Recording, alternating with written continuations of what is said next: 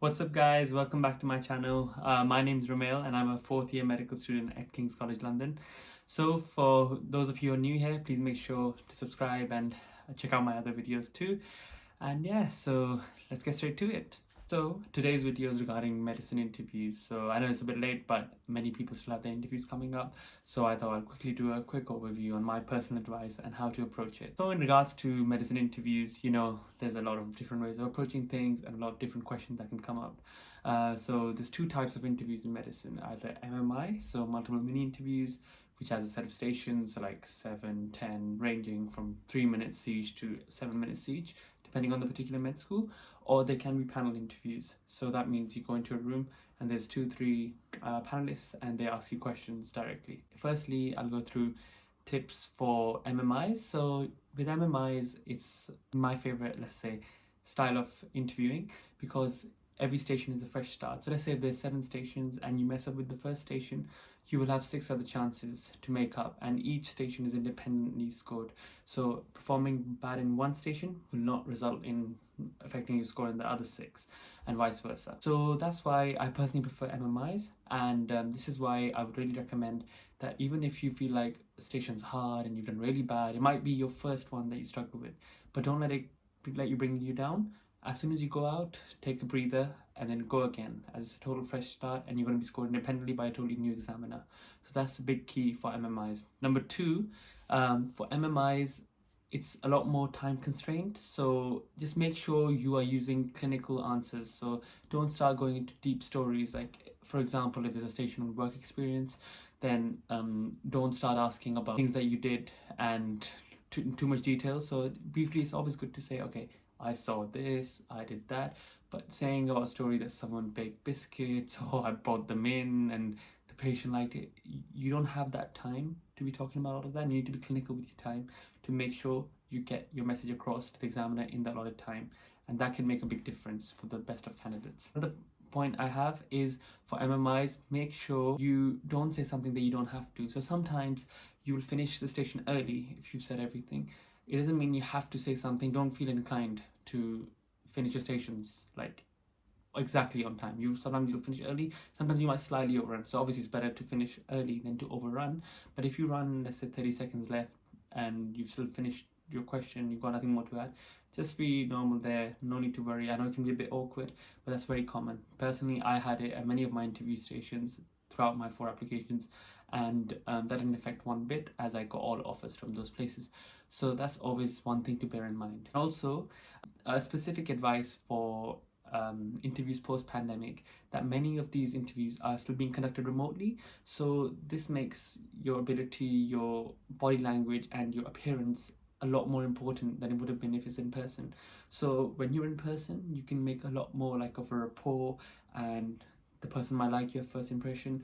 But this time, seeing as it's remote, and personally at King's is still remote where I interview as well, there's still what's it called, people coming in via interview and no people coming in through face to face or MMIs in person. So you can use this to your advantage and make sure you present nicely and you know what you're talking about, and show good body language. Use your hands, sit with straight back, and be confident within yourself. That always gives a good message to the examiner. When I interview students as well, that's one of the key things I'm looking for. How are they sitting? How are they speaking? Are they confident from within themselves? If they're looking around like left, right, and center, I know they're stressed and then it's not working out for them, and that's not the ideal candidate. We need a candidate who can be confident in themselves, have a good convo with us, not flustered within themselves, and yeah, just be themselves. That's what it's all about, reeling yourself in a nice, presentable manner. Some other tips I'll give for particularly panel interviews. So not many universities do panel interviews, but yeah, this advice applies to panel interviews and also to general other MMIs as well. So if you are in a room and there's 2 people on the station or in the panel, then just make sure you introduce yourself to both, smile at them. That makes a big difference.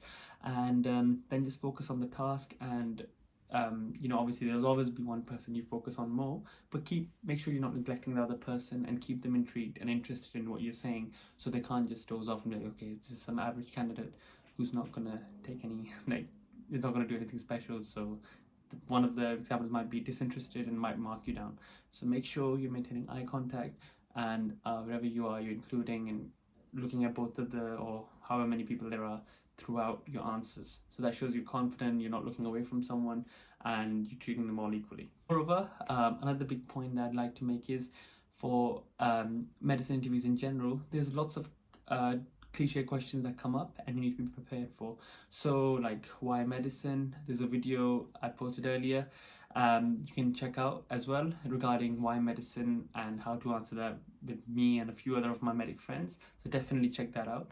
And another few advice tips I'll give you is role play, or if there's anything that's explaining things. So obviously I can't give questions away, but many stations involve people asking questions based on a scenario. So if your friend doesn't attend class for 8 days straight, and you're not that close to them, but what action should you take as you're concerned for their well-being? So there's a whole stage-by-stage process on how to address it, how to escalate. So speak to them if you can, if you're close enough, then escalate to your supervisor if that doesn't work, and then take it. See if anyone around him, so his close friends or family, they can be involved if permitted. So yes, it's all unique based off scenarios. You got to be very careful on how to structure your answer, and make sure you always follow a clear hierarchy. So don't escalate straight. So if in that station, for example, if I say I'm going to go straight to the police for someone thinking of attempting suicide, that would be a bit of a dramatic escalation. First, you need to see whether you're sure what's going on is what's going on, and try and approach them directly, gain their confidence. Because when you gain someone's trust, you can affect them a lot more than just bypassing them and then trying to take big action. So even though it might be the right action, but it might come across very negatively, and it can have very devastating consequences in certain cases as well.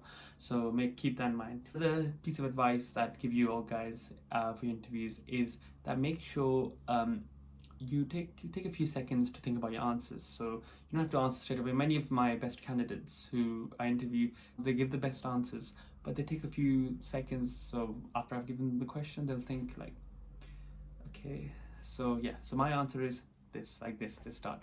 So make sure you act like that as well. And if you are unsure, don't rush into an answer. Make sure you think it through, structure it in your head vaguely, and then take it from there, you know. And one thing that's a big no-no is when someone comes on with a rehearsed answer. Just be you. We can tell as examiners, as interviewers, when someone is rehearsing an answer and regurgitating it, or if they've saying it from their own personal experience or from the bottom of their heart, let's say. That always helps build great rapport and leads to the highest marks in the interviews that I've conducted and also I've seen. Basically, this is a quick snapshot video. I hope you enjoyed, regarding a few little interview tips for medicine. And if there's any specific queries, please check out my Instagram, the Pack Medic, and you can follow the page as well. And also don't forget to like, comment and subscribe on this video, and please let me know if there's any other specific content you want me to do. And thank you so much for your time, and I'll catch you in the next one.